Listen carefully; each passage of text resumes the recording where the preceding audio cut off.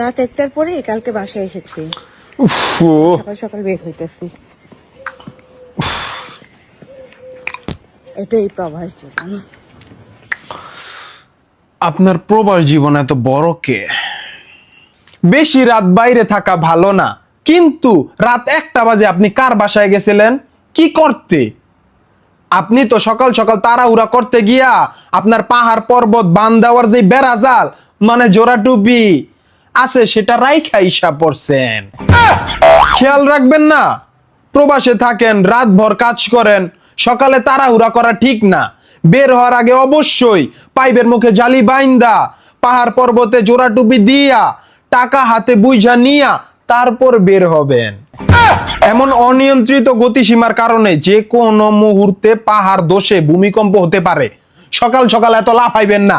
মনে রাখবেন, একটি কান্না সারা জীবনের দুর্ঘটনা। দূরও খালি ভুল কই, একটি দুর্ঘটনা সারা জীবনের কান্না। হ্যাঁ, আচ্ছা, উনার কি কোনো আত্মীয় স্বজন পরিচিত লোক নাই? যদি থাকে তারে গুলিস্তান পাঠান। পিরিয়া মিনি মার্কেটের দোতলায় খুচরা পাইকারি পাওয়া যায়।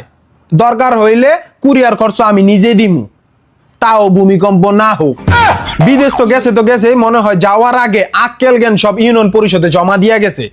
চিন্তা করেন, এমন এক দেশে বসবাস করি, 1 মিনিট এদিক ওদিক তাকাইলেই বিনোদন শেষ, বরবাদ।